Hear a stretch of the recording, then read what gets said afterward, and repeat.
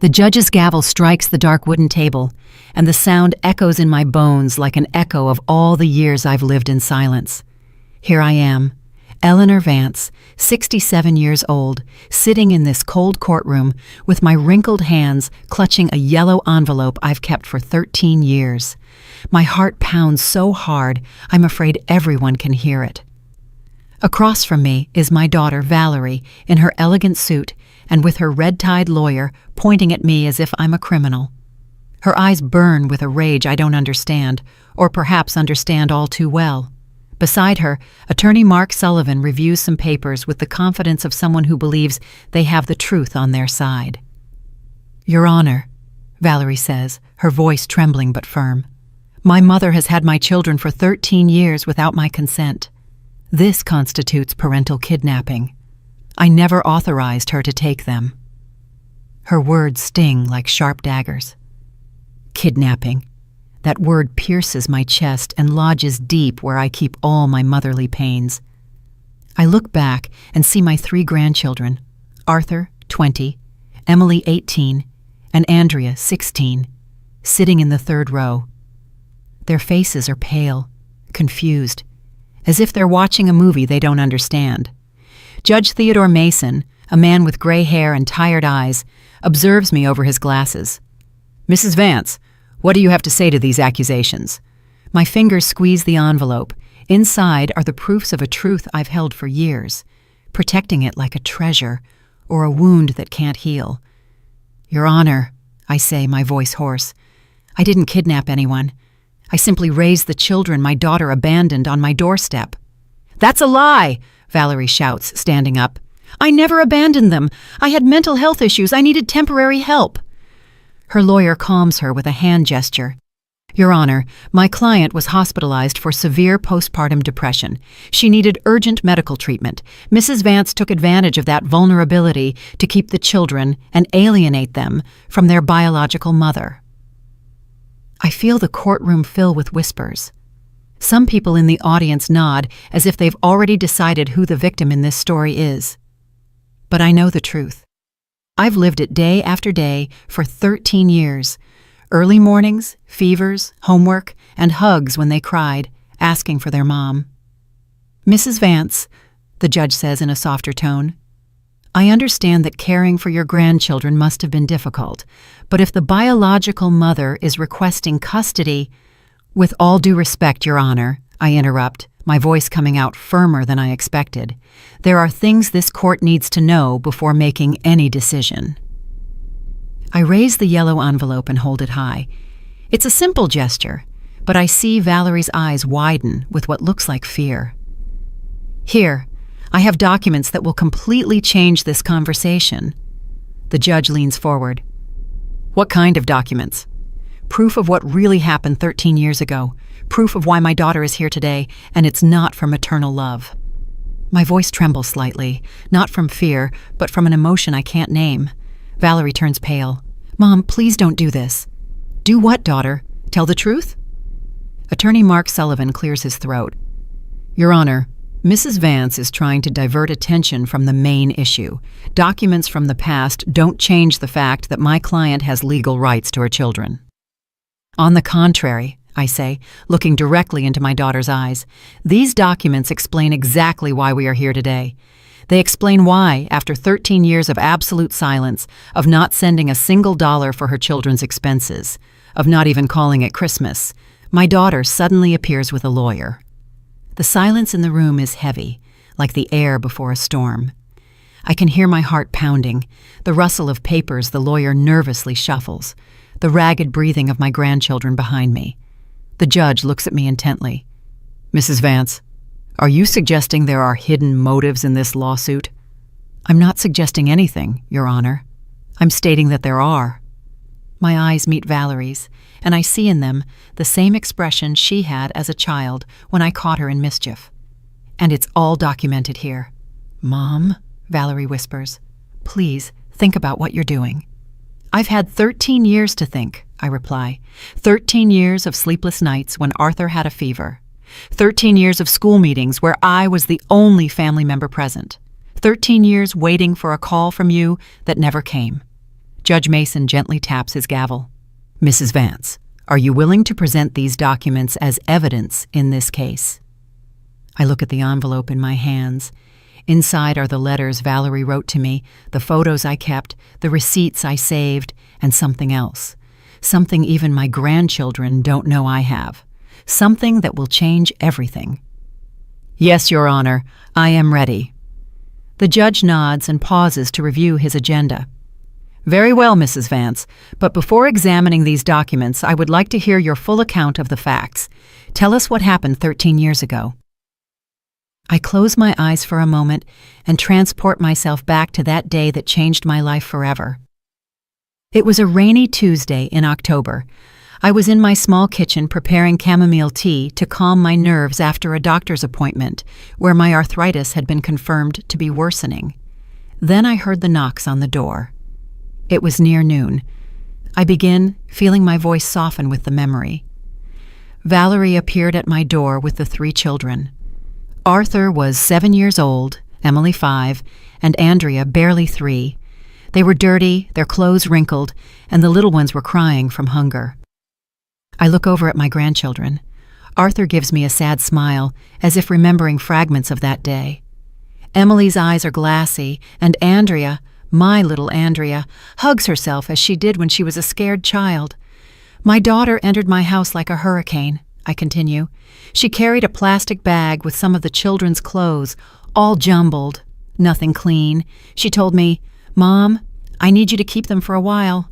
It will only be a few weeks until I sort out my problems." Valerie lowers her gaze. Her lawyer whispers something in her ear, but she doesn't respond. I know she remembers that day as clearly as I do. I asked her what problems, if she needed financial help, if something had happened with the children's father, but she just kept repeating that she would be back soon. She gave each of them a quick kiss and left. The children ran to the window shouting, "Mommy! Mommy!" but she had already gotten into a taxi and was gone. The silence in the room is absolute. I can feel people's breathing slow, deepen, as if they are holding something in. That night, Arthur asked me when his mom was coming back. I told him soon. Andrea cried because she wanted her teddy bear that had been left at Valerie's house. Emily, my sweet Emily, helped me prepare dinner with her little hands as if she understood that it was now my responsibility to keep everyone together. My voice breaks a little, and I take a sip of water from the glass the court officer offers me. Days passed, then weeks. I didn't know where Valerie lived because she had moved. I had no phone to reach her.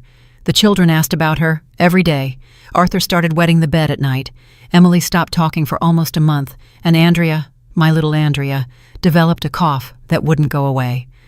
I watch Valerie shift uncomfortably in her chair. Her hands tremble slightly as she fiddles with a ring on her finger. I decided to enroll them in the school near my house. I needed their documents, their birth certificates. I went to Valerie's old address, and the neighbors told me she had left the apartment without paying 3 months' rent. The landlady handed me a box of things my daughter had left behind, including some of the children's papers. Judge Mason takes some notes. "Did you try to report the situation to the authorities?" "Your Honor, I thought it was temporary. Valerie had had problems before, but she had never completely abandoned her children. I believed she would return. Besides, what was I going to say? That my daughter had left her children with me and wasn't coming back? At that moment, there was no crime. It was a mother who had left her children with their grandmother." I pause and look directly at Valerie. But months passed, then years. Arthur turned 8, and he asked if he could invite his mom to his party. I told him we would try to find her. Emily started 1st grade, and when the teacher asked about her parents, she pointed to me and said, "This is my mom, Eleanor." Tears threaten to fall, but I hold them back. It's not time to cry, it's time to remember. Expenses multiplied. My pension barely covered me alone, and suddenly I had to feed, clothe, and educate 3 children. I sold some jewelry I had saved. I took a job cleaning houses on weekends. A neighbor, Mrs. Alma Jensen, helped me by watching the little ones when I went to work. The judge looks up, hearing the name Jensen. "Any relation to me?" "She's my sister, Your Honor," I reply. and she can testify about everything we went through those first few years." Valerie and her lawyer exchange worried glances. They hadn't expected this. When Andrea turned 5, we had a crisis. She got pneumonia, and we had to hospitalize her. The doctors asked for health insurance, parental authorization, documents I didn't have. That's when I decided to go through the legal process to obtain temporary guardianship of the children. My voice grows firmer. I hired a lawyer with the few savings I had left. It cost me $800 I didn't have, but it was necessary. The lawyer tried to locate Valerie to notify her about the guardianship process. We published notices in the newspaper as required by law. No one responded. "Did you obtain legal guardianship?" the judge asks. "Yes, Your Honor. 10 years ago, this very court granted me legal guardianship of my 3 grandchildren. I have all the documents. For 3 years, the law required us to continue searching for the biological mother. She never appeared, never called, never sent a single dollar." Valerie stands up abruptly. "I was sick. I had depression. I couldn't take care of them in that state." "Please sit down," the judge orders firmly. Then he looks at me. "Continue, Mrs. Vance." "The children grew up with me. Arthur graduated from high school with honors. Emily won poetry contests. Andrea learned to play guitar and formed a band at school. They went to therapy when they needed it. I took them to the doctor for vaccinations, to all their school events. I celebrated every birthday, every achievement, every important moment of their lives." I look at my grandchildren and see Arthur nod with tears in his eyes. "I never lied to them about their mother. I always told them she loved them, but couldn't take care of them at that time. I showed them pictures of her when they were babies. I saved every drawing they made for her, hoping she would return." "And they never had contact with her during all these years?" the judge asks. "Not once, Your Honor, until 2 months ago, when she appeared at my door with her lawyer and a custody demand." The judge leans forward. 2 months? And what changed after 13 years of total absence?" I smile slightly, because here comes the part Valerie doesn't want known. I raise the yellow envelope. "That answer, Your Honor, is in these documents." Judge Theodore Mason extends his hand toward me. "Mrs. Vance, please approach and present the documents you mentioned." I stand up slowly, feeling my knees protest with arthritis, but my determination is stronger than any physical pain. I walk toward the stand with the yellow envelope clutched to my chest. I can hear Valerie's nervous heels clicking against the wooden floor.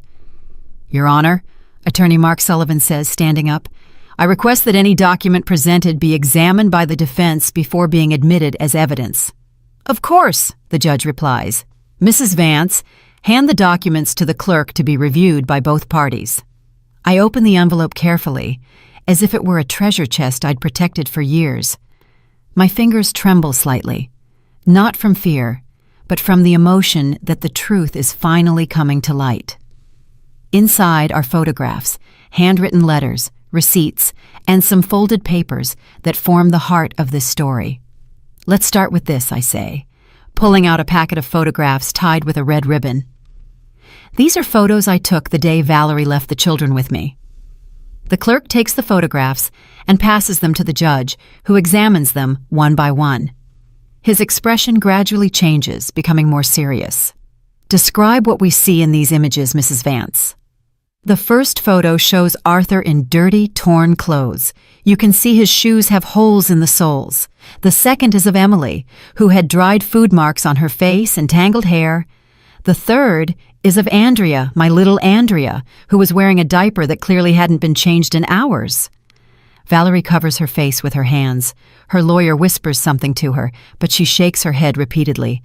"Your Honor," I continue, "I took these photos because I wanted to document the condition in which the children arrived at my home, not with the intention of using them against her, but because a nurse neighbor advised me that it was important to keep a record of everything." The judge passes the photos to Valerie's lawyer, who quickly reviews them and shows them to his client. I see my daughter close her eyes tightly, as if trying to erase those memories. "Now," I say, pulling out a second group of documents, "these are the letters Valerie wrote to me during the first 6 months after leaving the children." The judge takes the letters and immediately notices the handwritten script. "These are written in your daughter's own hand?" "Yes, Your Honor. I'd recognize her handwriting anywhere." I look at Valerie. "Tell the judge what those letters said, daughter." Valerie remains silent, but her lawyer takes the letters and begins to read them. His expression changes dramatically as he reads.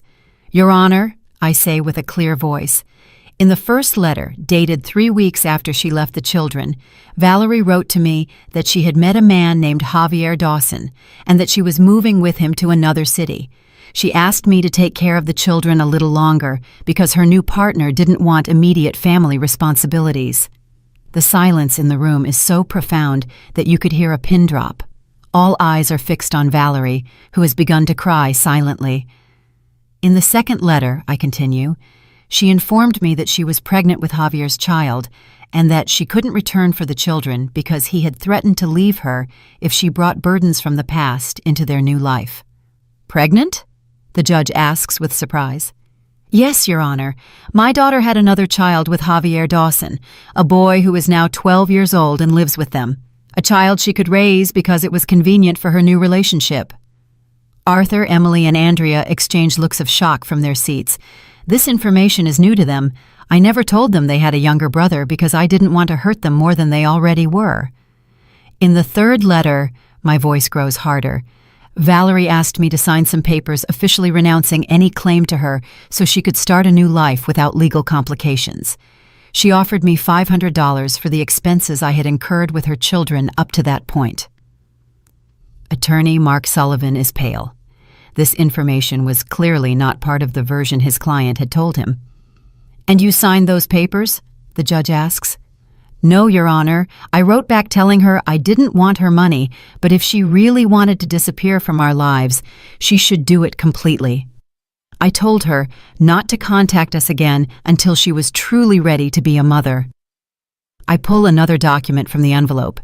This is her response to my letter, the last communication we had in 13 years. The judge reads the document, and his expression hardens noticeably. "Mrs. Vance, can you read aloud what this letter says?" I take the paper with trembling hands, but my voice comes out firm and clear. "Mom, it's fine. I won't bother you anymore. Take good care of the children because I have my own family now. If anyone ever asks, tell them their mom had to go far away for work. I don't want them to suffer anymore. Sincerely, Valerie." Tears stream down my grandchildren's cheeks. Arthur rises from his seat as if to approach me, but Emily stops him, taking his arm. "Your Honor," I say, putting the letter away, "for 13 years I respected that decision. I never looked for my daughter. I never tried to contact her. I raised her children with love, with the few resources I had, hoping that someday she would mature and return for the right reasons." "And why do you believe she has returned now?" the judge asks. I smile sadly as I pull the last document from the envelope. "Because 3 months ago, Your Honor, my brother Arthur Vance, Valerie's uncle who lived in Texas and had no children, passed away." The judge leans forward with renewed interest. "And what does that have to do with this case?" "My brother, Your Honor, left a significant inheritance to each of his grandchildren, $50,000 in total for Arthur, Emily, and Andrea, respectively." Valerie sobs louder, and her lawyer seems to be considering abandoning the case. "But the inheritance," I continue with a firm voice, "can only be claimed by the children if they are under the custody of a direct relative, meaning their mother or their grandmother. And I, as their current legal guardian, had already initiated the procedures for them to access that money when they came of age." The judge looks at me intently. "Are you suggesting that Mrs. Valerie Vance returned solely to gain access to her children's inheritance?" I pull the final paper from the envelope.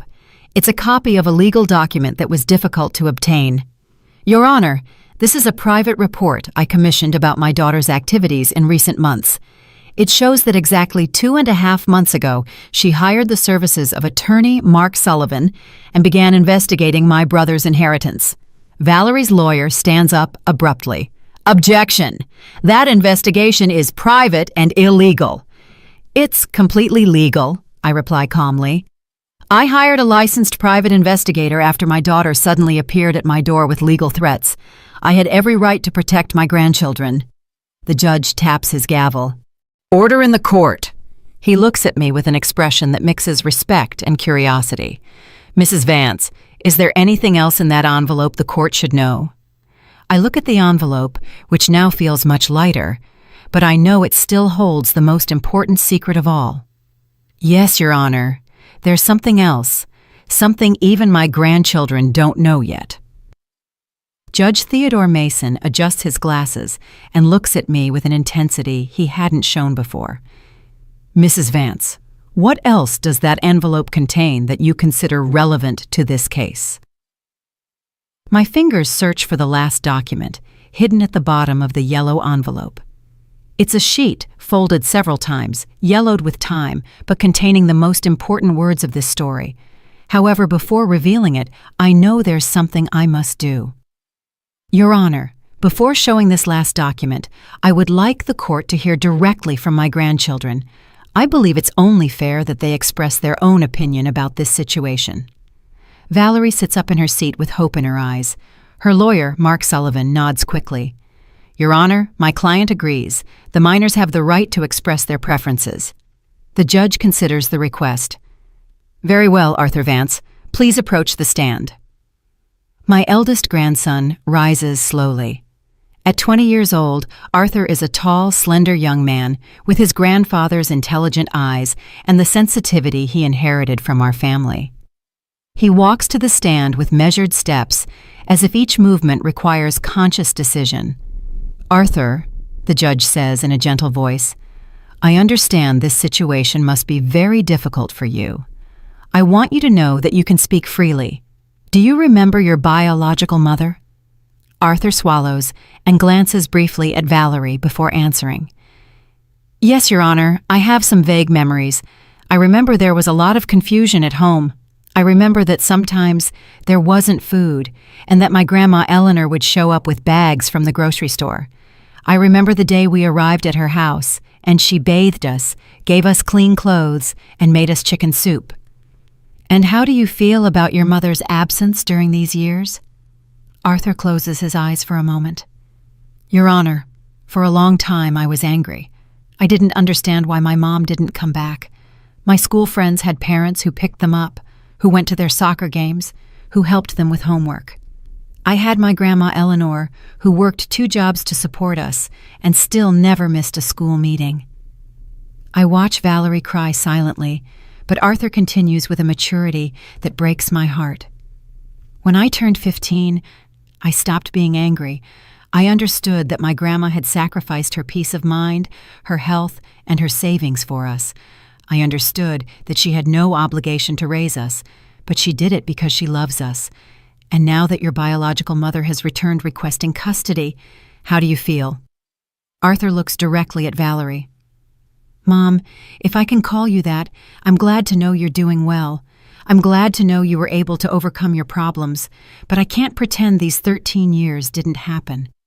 I can't pretend it doesn't hurt to know you formed another family while we grew up, wondering what we had done wrong. The silence in the room is absolute. Valerie sobs louder.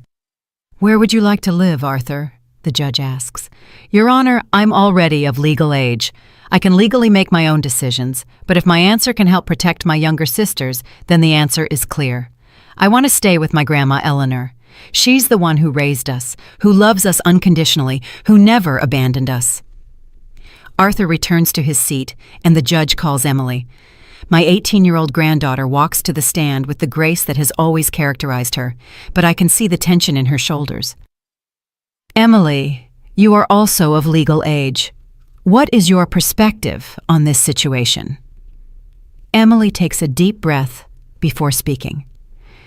Your Honor, I have some clearer memories than Arthur, because I was a little older when we came to live with my grandma. I remember my biological mom cried a lot. I remember that sometimes she would stay in bed all day, and we had to take care of ourselves. Valerie shouts from her seat. I was sick. I had postpartum depression. The judge silences her with a stern look. Please allow the young lady to finish. Emily continues, I understand you were sick, Mom, but I also remember the day we arrived at Grandma Eleanor's house. For the first time in a long time, someone asked us if we had eaten. Someone read us stories before bed. Someone told us everything would be okay. Tears run down my cheeks as I listen to my granddaughter's words. Grandma Eleanor took us to the psychologist when we had nightmares. She enrolled us in extracurricular activities so we wouldn't feel different from other children. When I was 14 and was diagnosed with juvenile diabetes, she learned about nutrition, about glucose measurement, about everything she needed to take care of me. The judge takes notes as Emily speaks. And regarding staying with your biological mother or your grandmother? Your Honor, my biological mom is a stranger to me.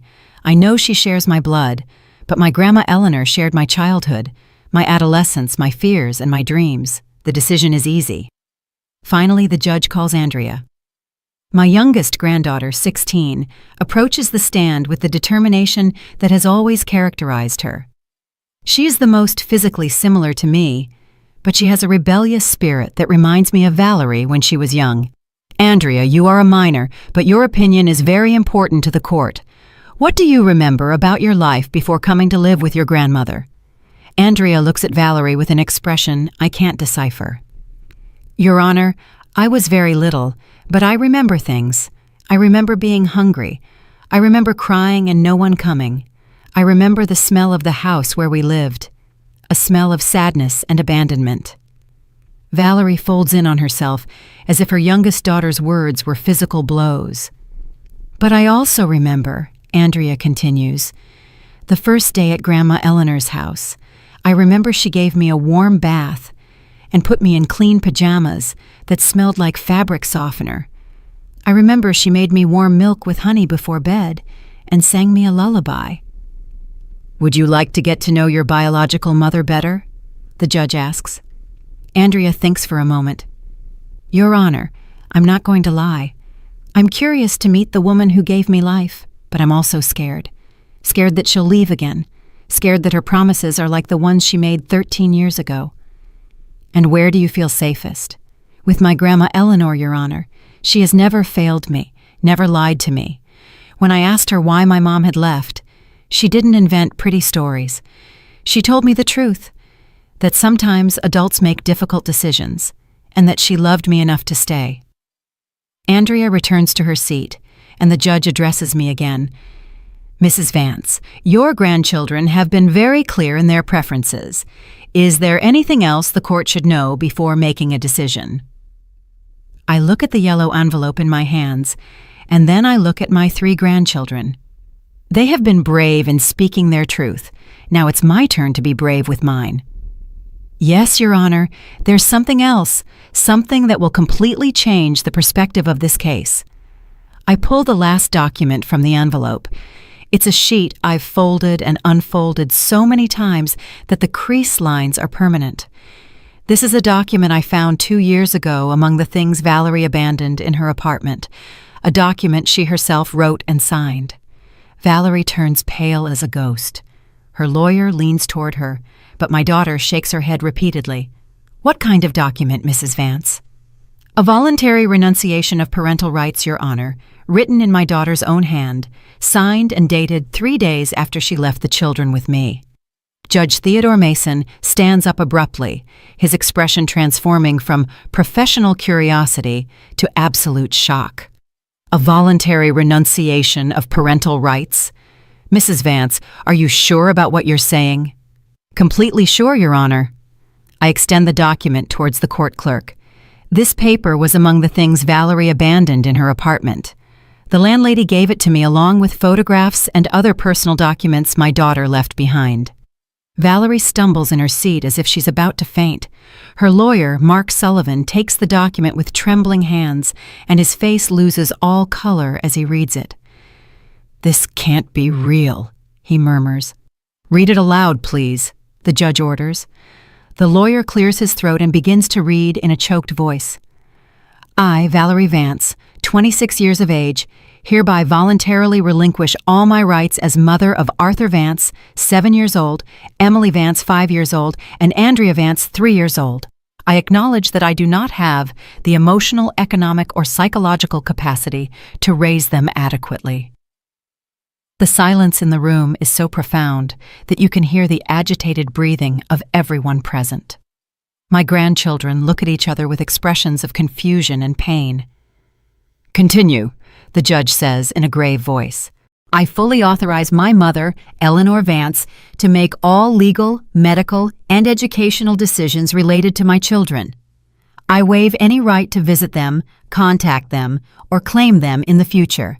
This decision is definitive and irrevocable. Signed, Valerie Vance, dated October 15th, 2011. Valerie breaks into hysterical sobs. "I was crazy. I didn't know what I was writing. I was mentally ill." The judge raps his gavel repeatedly. "Order. Mrs. Vance, do you have witnesses that this document was written voluntarily by your daughter?" "Yes, Your Honor." "The landlady of the building where Valerie lived, Mrs. Paula Sterling, can testify that my daughter asked her for paper and a pen to write an important letter 3 days after leaving the children. She can also confirm that Valerie was conscious and coherent during those days." Attorney Mark Sullivan whispers urgently to his client, but Valerie continues to sob uncontrollably. "Furthermore," I continue, "there's something else the court should know, something I discovered only 2 weeks ago that explains why my daughter returned exactly now." All eyes are fixed on me. I can feel the tension in the room intensify. "Your Honor, I hired the private investigator not only to learn about my daughter's recent movements, but also to fully understand her current situation. What we discovered is revealing." I pull a small folder from my purse. "Valerie and her partner, Javier Dawson, are facing a severe financial crisis. 6 months ago, Javier lost his job. 4 months ago, they received an eviction notice from their home. 3 months ago, exactly when they learned about my brother's inheritance, they began procedures to obtain custody of my grandchildren." Valerie lifts her head, her eyes red from crying. "Mom, please, let me finish, daughter." My voice is firm but not cruel. "The investigator also discovered that you and Javier have been living on loans and credit cards. You owe more than $30,000 in accumulated debt." The judge reviews the documents I've provided. "And you believe that your grandchildren's inheritance is the solution they're seeking for their financial problems?" "I don't believe it, Your Honor. I know it." I look directly at Valerie. "Because a week ago, my daughter called me on the phone for the first time in 13 years. The surprise in the room is palpable. Even my grandchildren look at me in astonishment because I hadn't told them about this call. "And what did she say in that call?" the judge asks. "She told me she had matured, that she had overcome her problems, and that she wanted to get her children back. When I asked her why after so long, she said she had been saving money to offer them a better life." I paused dramatically. Then I asked her about my brother's inheritance. There was a long silence, and then she said, "Mom, that money belongs to my children. I just want to make sure they receive it when the time is right." "And what did you reply?" I told her that her children already had access to that inheritance through me, their legal guardian, that the money was safe in a trust fund until each of them turned 21. It was then that her tone changed completely. Valerie covers her face with her hands, knowing what's coming. She told me that as their biological mother, she had more right to manage that inheritance than I did. She told me she had consulted with a lawyer and could legally fight for custody. She threatened me, Your Honor. The judge leans forward. "How did she threaten you?" "She told me that if I didn't voluntarily transfer custody and control of the inheritance, she would accuse me of kidnapping.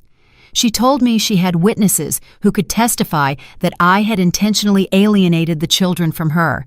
She told me that a judge would always favor a biological mother over a grandmother." Arthur suddenly stands up from his seat. "Grandma, why didn't you tell us she threatened you?" "Because I didn't want you to worry more than necessary," I reply softly, "and because I knew the truth would come out at the right time." The judge raps his gavel. "Young man, please take your seat." Then he looks at me. "Mrs. Vance, do you have that phone conversation recorded?" "No, Your Honor, but I have something better." I smile slightly. After that call, my daughter sent me several text messages where she repeated her threats, messages that are saved on my phone and that I have printed for the court. I pull out the message printouts and hand them to the clerk. The judge reads them in silence, his expression growing more severe with each message. "Can you read some of these messages to the court?" the judge asks. I take the printouts and read in a clear voice. Message from July 18th. "Mom, think it over carefully. I'm the biological mother, and any judge will side with me. Don't make this more difficult than it needs to be." I continue. Message from July 20th. "I've been talking to my lawyer. He says what you did could be considered parental kidnapping. You could go to jail." And the last message. My voice grows firmer. From July 22nd. "Mom, if you give me custody voluntarily, we can reach an agreement on the inheritance. 50-50. You keep half for having taken care of them. I keep half because I'm their mother. But if you force me to go to trial, I get everything." The judge places the documents on his desk and looks directly at Valerie. "Mrs. Vance, do you confirm that you sent these messages?" Valerie sobs, unable to articulate a word. Her lawyer looks completely defeated. "Your Honor," I say softly, "I want to make it clear that I'm not seeking revenge against my daughter. I understand that she went through difficult times when she was young. I understand that early motherhood and mental health problems can lead to desperate decisions." I look at Valerie with sadness, but also with determination. But what I cannot accept is that after 13 years of total absence, after having formally relinquished her rights as a mother, after having formed a new family, and completely forgotten about these children, she now returns only because money is involved. "What do you request from the court?" the judge asks. "That my permanent legal guardianship over my minor grandchildren be confirmed, that my daughter's custody demand be completely rejected, and that a restraining order be issued preventing Valerie from approaching the children unless they, when they are of legal age, voluntarily decide to have contact with her." Valerie shouts from her seat, "You can't take my children away from me forever!" I turn to her with an expression that mixes pain and firmness. "Daughter, you yourself gave them up 13 years ago. I'm not taking anything from you. I'm just protecting what you abandoned." The judge declares a 30-minute recess to review all the documentation presented. The courtroom partially empties, but I remain seated in my place, holding my purse against my chest as if it were a protective shield. My grandchildren approach me, surrounding me with their arms in a silent embrace that speaks more than 1,000 words. "Grandma," Andrea whispers, "why did you never tell us she had given us up in writing?" "Because I wanted you to have the opportunity to form your own opinion about your mother when you were old enough to understand," I reply, stroking her hair. "I didn't want you to grow up with hatred in your hearts." Arthur squeezes my hand. "But you lied to us all these years when you told us maybe she would come back." "I didn't lie, my love. There was always the possibility that she would mature and return for the right reasons. I held on to that hope for a long time." I look to where Valerie is sitting with her lawyer, talking in desperate whispers. "But when she called me a week ago, I knew immediately that she hadn't returned for you. She had returned for the money." Emily sits next to me. "What's going to happen now, Grandma?" "I don't know, my child, but I know we've told the truth, and that's all we can do." During the recess, I watch Valerie slowly approach us. Her lawyer tries to stop her, but she ignores him. She walks with hesitant steps, as if each foot was a mountain to climb. "Mom," she says with a broken voice, "can we talk privately?" She begins, and her voice trembles like when she was a child and had done something wrong. "I know I made terrible mistakes, but I've changed.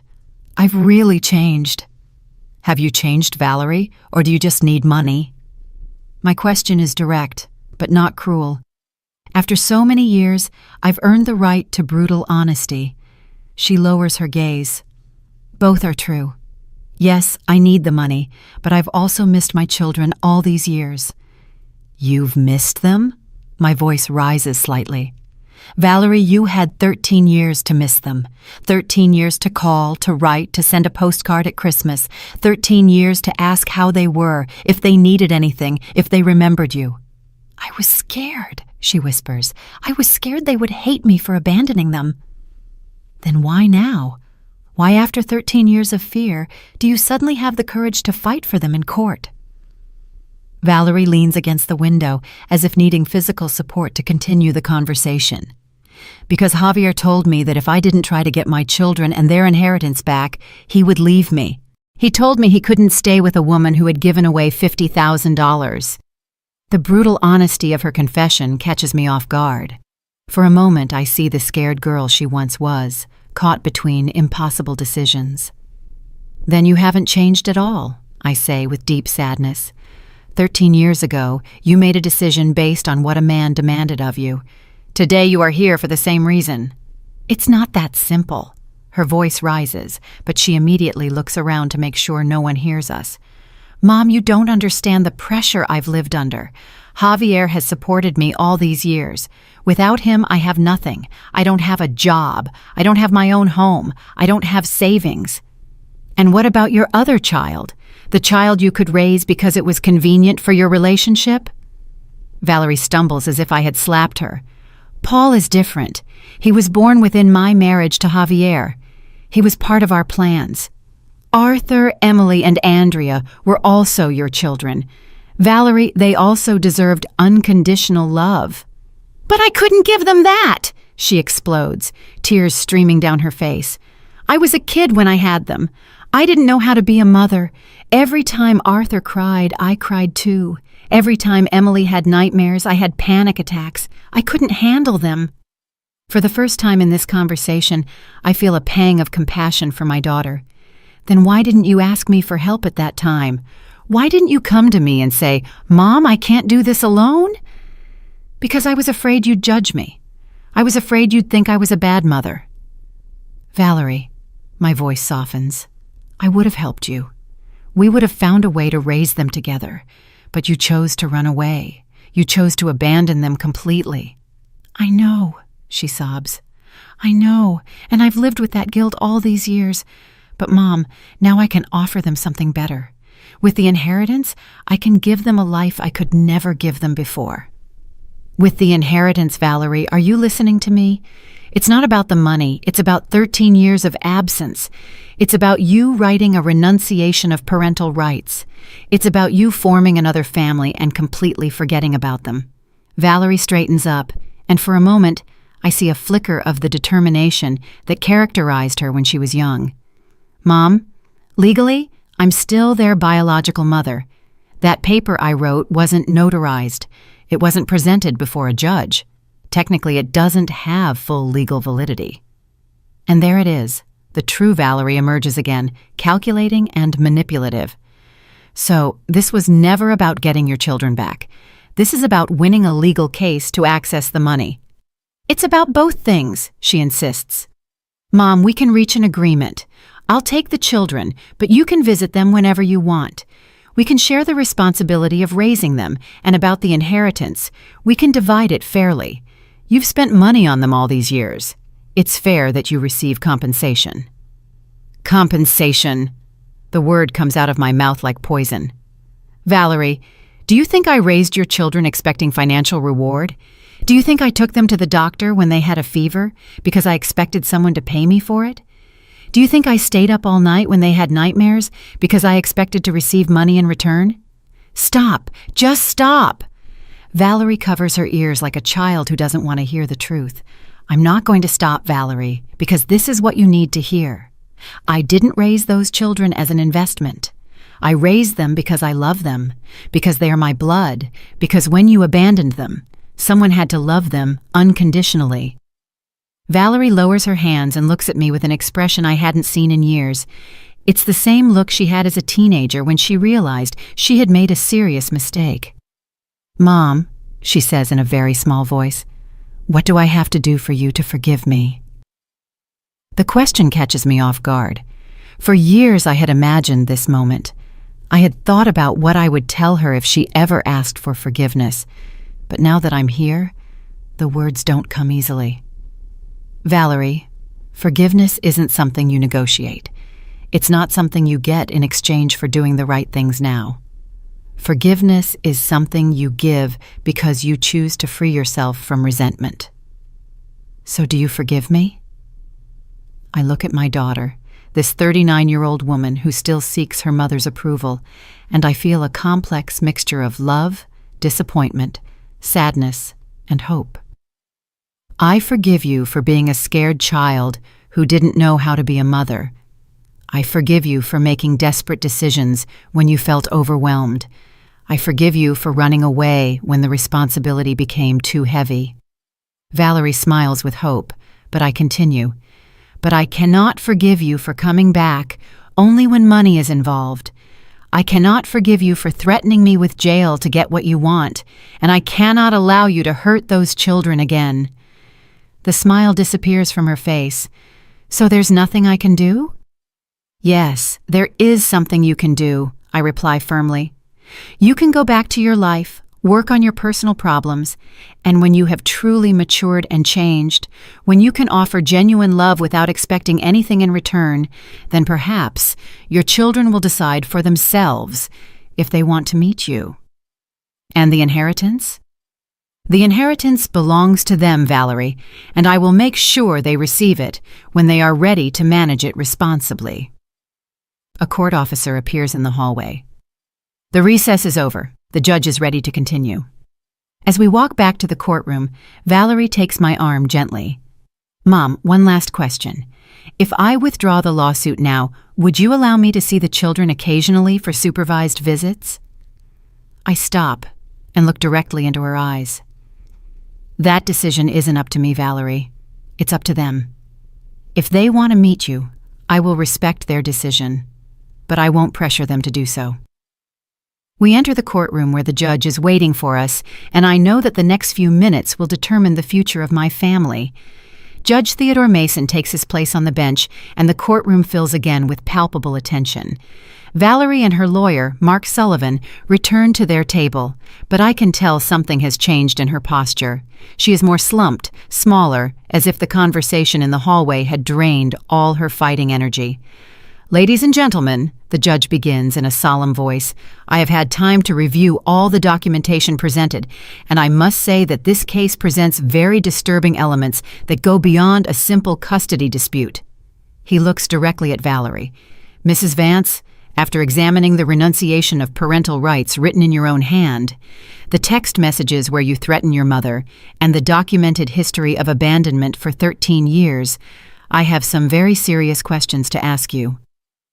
Valerie stands up tremblingly, leaning on the table to maintain her balance. Do you confirm that you voluntarily wrote the renunciation of parental rights dated October 15, 2011? Your Honor, Attorney Mark Sullivan intervenes. My client was going through a severe mental health crisis at that time. She cannot be held responsible for decisions made under those circumstances. Attorney Sullivan, the judge replies in a severe tone, I have reviewed the medical reports you presented as evidence of your client's depression. The documents show that she was discharged from psychiatric treatment 2 months before writing that renunciation. According to medical records, her doctor certified that she was mentally stable and posed no danger to herself or others.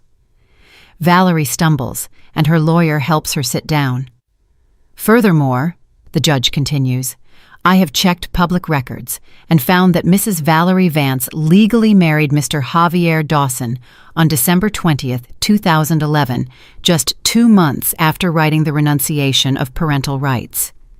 Can you explain how someone mentally incapable of making decisions about their children could simultaneously make the legal decision to marry?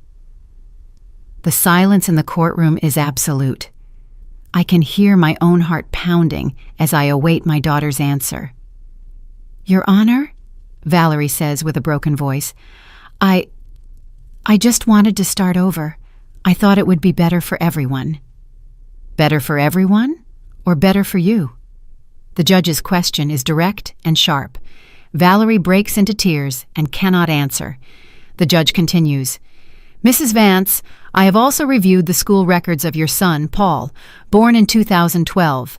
The documents show that you have been a present and active mother in his education.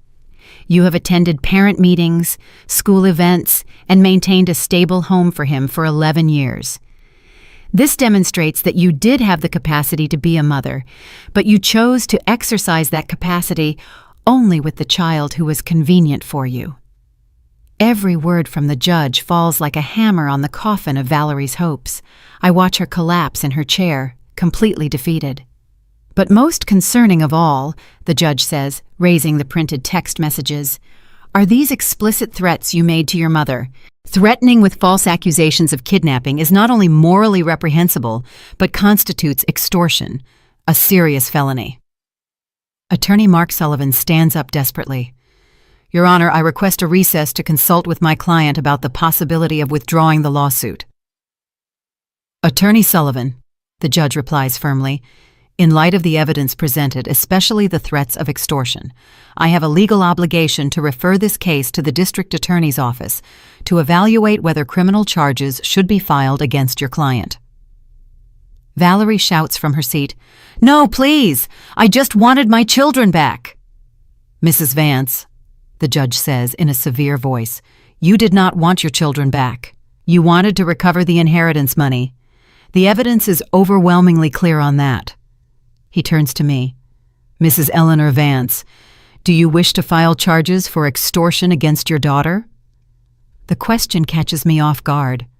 For weeks I had imagined this moment, but I never thought I would have to decide whether to send my own daughter to jail.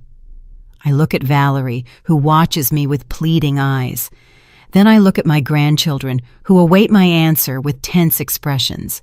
Finally, I look into my heart and find an answer that surprises even me. Your Honor, I do not wish to file criminal charges against my daughter. Valerie sighs with relief, but I continue. However, I do request a restraining order prohibiting her from contacting my grandchildren or me for a minimum period of 5 years, unless through a legal representative, and with the prior approval of this court. The judge nods. That seems like a reasonable request. Anything else, Mrs. Vance? Yes, Your Honor.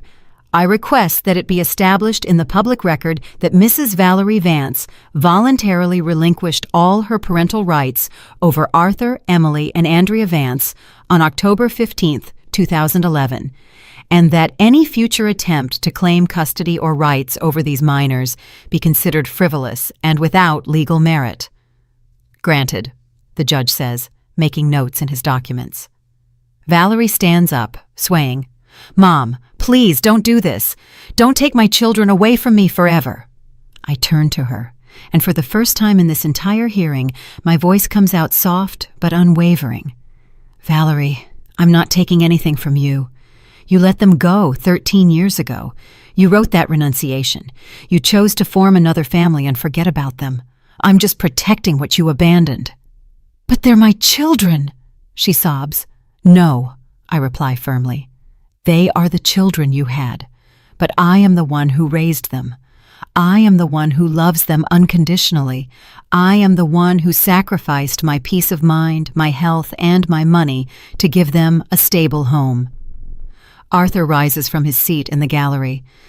Your Honor, may I say something? The judge nods. Please approach. My grandson walks to the stand with the dignity of an adult man, although I see in his eyes the pain of the child he once was. Your Honor, I want it to be clear for the record that my sisters and I do not consider Valerie Vance our mother. She is the woman who gave us life, but our mother is Eleanor Vance, the woman who raised us, educated us, loved us, and never abandoned us. He turns to Valerie. And I want you to know, Valerie, that if you ever truly change in the future, if you can ever offer genuine love without expecting anything in return, if you can ever prove that you have truly matured, then perhaps we will consider getting to know you as a person. But you will never be our mother. That title has been earned by Grandma Eleanor. Valerie sobs uncontrollably, but Arthur is not finished. And about Uncle Arthur's inheritance, I want you to know that when we turn 21 and can freely dispose of that money, a portion will go to Grandma Eleanor because she deserves to be rewarded for all the sacrifices she made for us. Emily and Andrea rise from their seats and join their brother in front of the stand. I also want to say something, Emily says with a clear voice. Valerie, I don't hate you, but I don't know you either. To me, you're a stranger who shared some of her DNA with me. My real family is here with my Grandma Eleanor and my siblings. Andrea, the youngest, looks Valerie directly in the eyes. And I want you to know that if you had come back for love, if you had come back because you really missed us, maybe we could have built something, but you came back for money, and that tells us everything we need to know about who you really are. The judge gently taps his gavel. By hereby, this court rules the following. The permanent legal guardianship of Mrs. Eleanor Vance over minors. Emily Vance and Andrea Vance is confirmed. A 5-year restraining order is established against Mrs. Valerie Vance.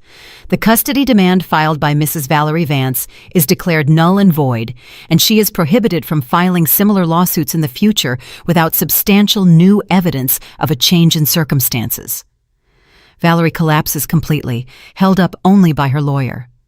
Mom, she whispers, will you ever be able to completely forgive me? I walk towards her slowly, feeling the weight of all these years on my shoulders. When I reach her side, I place my hand on her tear-streaked cheek. Valerie, I forgave you a long time ago, but forgiveness doesn't mean I can allow you to hurt these children again. They have suffered enough. What am I going to do now? She asks in a lost little girl's voice. You're going to go back home. You're going to take care of the child you have. You're going to work on yourself, on being a better person.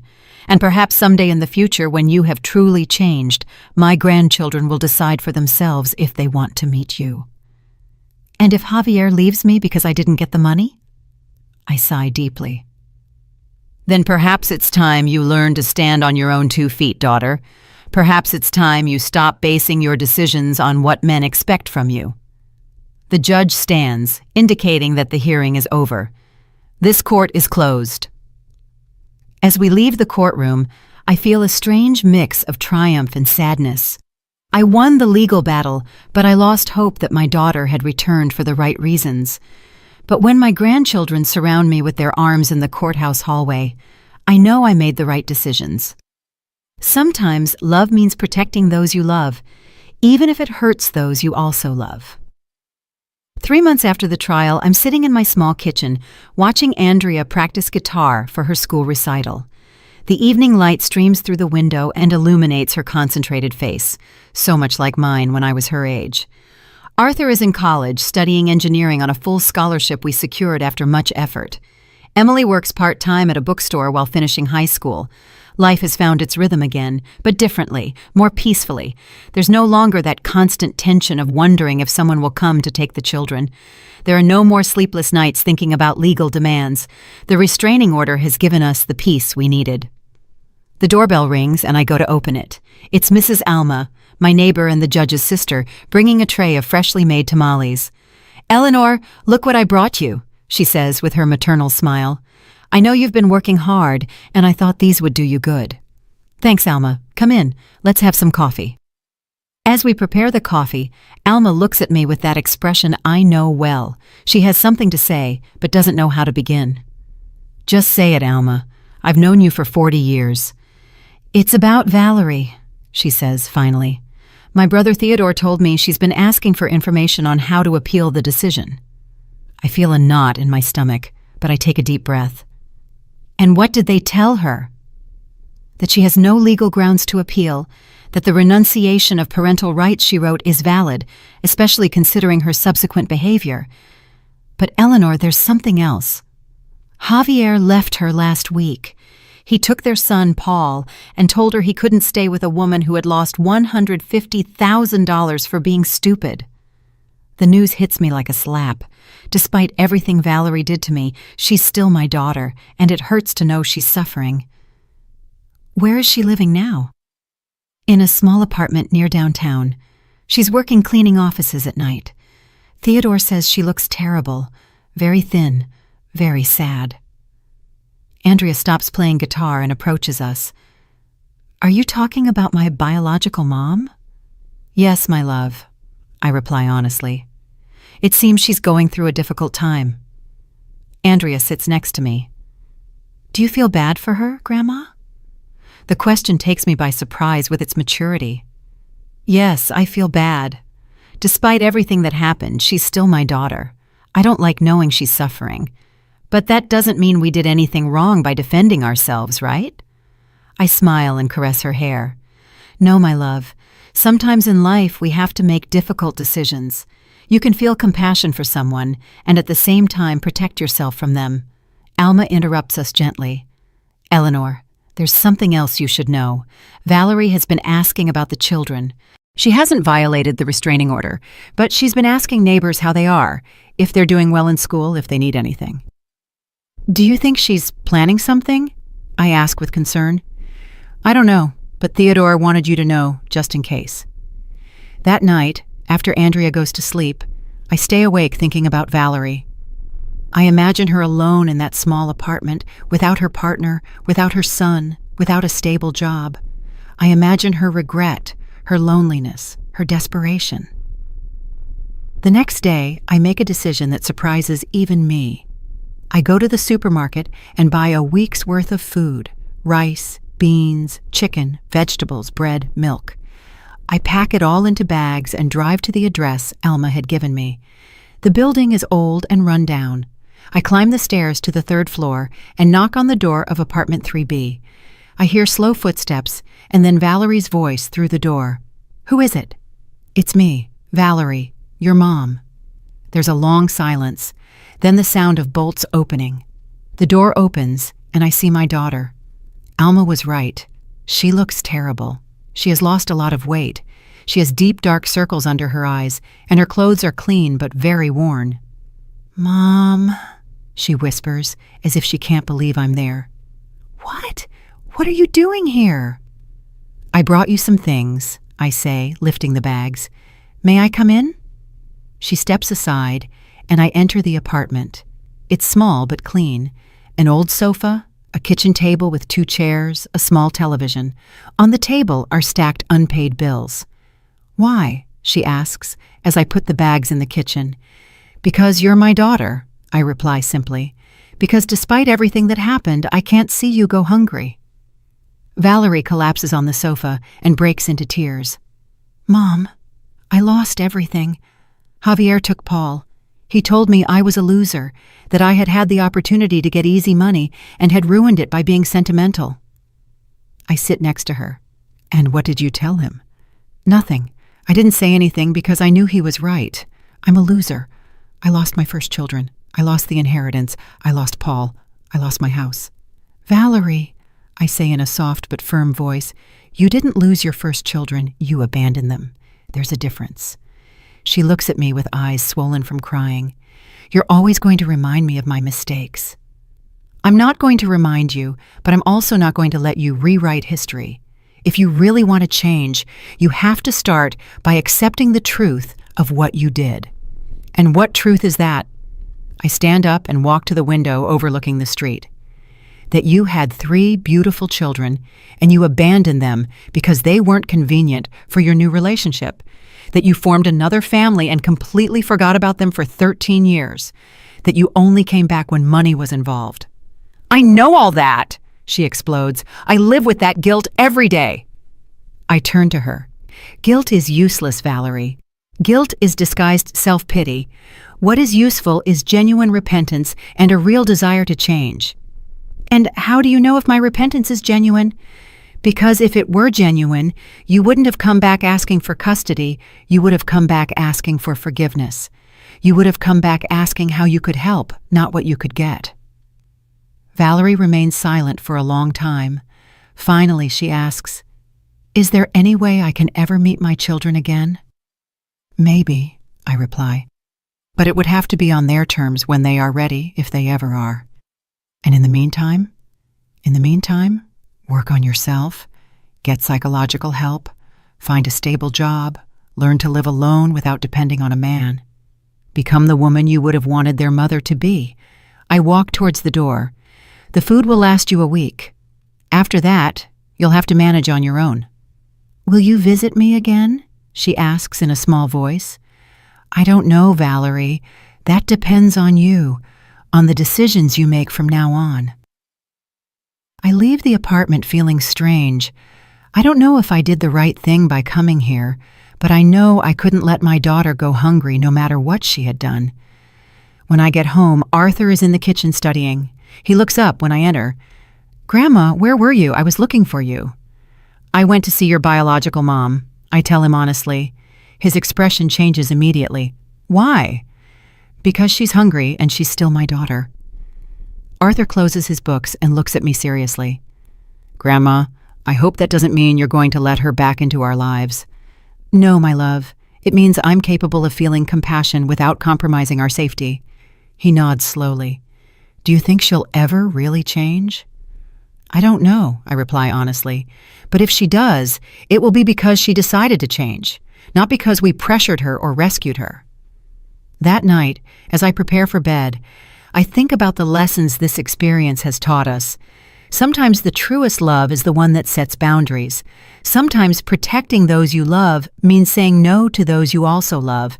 And sometimes, just sometimes, justice isn't revenge. Justice is simply allowing the natural consequences of someone's decisions to manifest while you choose love over resentment. 1 year after the trial, I'm sitting in my garden watching the tomatoes I planted in spring grow. Arthur graduated with honors from college and got a job at an engineering firm. Emily was accepted into college with a partial scholarship. Andrea, now 17, leads her school's band. Uncle Arthur's inheritance remains untouched in their trust accounts, waiting for each of them to turn 21. But most importantly, my grandchildren have flourished without the constant shadow of fear of abandonment. Mrs. Alma arrives with news. Eleanor, I have to tell you something about Valerie. What happened now? I ask, mentally preparing myself. She enrolled in psychological therapy. She's been attending religiously for 6 months. Theodore told me she's paying for the sessions herself with her cleaning job. The news genuinely surprises me. And there's more. She got a day job as a receptionist at a medical clinic. She no longer cleans offices at night. She looks better, more stable. Has she asked about the children? No. In fact, they told her you had visited her, and she replied that her mom had already done enough for her, that now it was her turn to prove she could change without help. I feel strangely proud of my daughter for the first time in years. That afternoon, Andrea comes home from school with a thoughtful expression. Grandma, can I ask you something?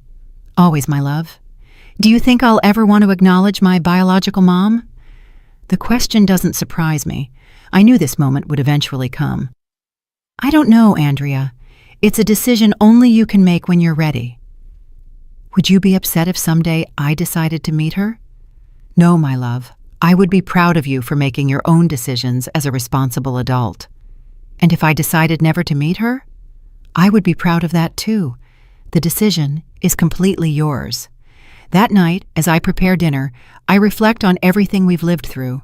For years, I held resentment towards Valerie, resentment for leaving me with a responsibility that wasn't mine, resentment for forgetting about her children, resentment for coming back only for money. But now, after all this time, I realize that resentment was a chain that tied both her and me. When I let go of it, I freed myself. Last week, Emily turned 19. During the celebration, she told me something that filled my heart. Grandma, thank you for saving us. But more than that, thank you for teaching us that true love doesn't abandon. Arthur, now 21, has full access to his inheritance. The first thing he did was set aside $10,000 for me. For everything you spent on us all these years, he told me. I accepted the money, not because I needed it, but because it was important for him to give it to me. Sometimes I wonder what would have happened if Valerie had come back for the right reasons, if she had come asking for forgiveness instead of demanding custody, if she had shown genuine repentance instead of legal threats. Maybe we would have found a way to coexist. Maybe we would have been able to build something resembling an extended family. Maybe my grandchildren would have had the opportunity to meet their biological mother under healthy circumstances. But life isn't about maybes. It's about the decisions we make with the information we have at the moment we have it. I chose to protect 3 abandoned children. I chose to love them unconditionally when their own mother couldn't. I chose to sacrifice my peace of mind and my resources to give them stability. And when it came time to defend them, I chose to fight for them with all my strength. I regret none of those decisions. Today, as I watch Andrea practice guitar, Emily study for her college exams, and Arthur plan his professional future, I know I made the right decisions. They are responsible, empathetic, hardworking adults. They are good people who contribute positively to the world. They are living proof that unconditional love and firm boundaries can coexist. Sometimes people ask me if I hate Valerie for what she did. The answer is no. I don't hate her, but I don't excuse her either. I understand she was young when she had her children. I understand that motherhood can be overwhelming. I understand that we all make mistakes, but I also understand that some mistakes have permanent consequences. And choosing to abandon your children isn't a mistake. It's a decision that defines who you are as a person. Valerie chose her new life over her children. I chose those children over my comfort. We both live with the consequences of our decisions. The difference is that I can sleep peacefully at night, knowing that I always put the children's well-being first. She will have to live forever, knowing that she abandoned them when they needed her most. If there's one lesson in all this, it's that justice doesn't always come in the form of punishment. Sometimes justice is simply each person receiving exactly what their actions deserve. I deserve the unconditional love of my grandchildren because I gave them unconditional love for 13 years. Valerie deserves the absence of that love because she chose to be absent for 13 years. It's not revenge. It's natural consequence. And perhaps if she has truly changed, if she is truly working on herself, someday my grandchildren will decide to give her a chance. But it will be their decision, on their terms, when they are ready. In the meantime, I will continue to be what I have always been, their grandmother, their protector, their safe home, their unconditional love, because that's how true love works. It doesn't abandon, it doesn't negotiate, it doesn't set conditions. It simply is. Constant like the dawn, strong like the roots of an old tree, silent like a prayer that never ends. And that, at the end of the day, is enough. Did you like my story, and which city are you listening from? Let's meet in the comments. If you like the story, you can support me by sending a super thanks so I can keep bringing more stories like this. Thank you so much for your sweet support. I'm looking forward to your comments on the story. On the screen, you can see 2 new life stories that I highly recommend. There's so much more on my channel. Don't forget to subscribe. See you in the next life story with love and respect.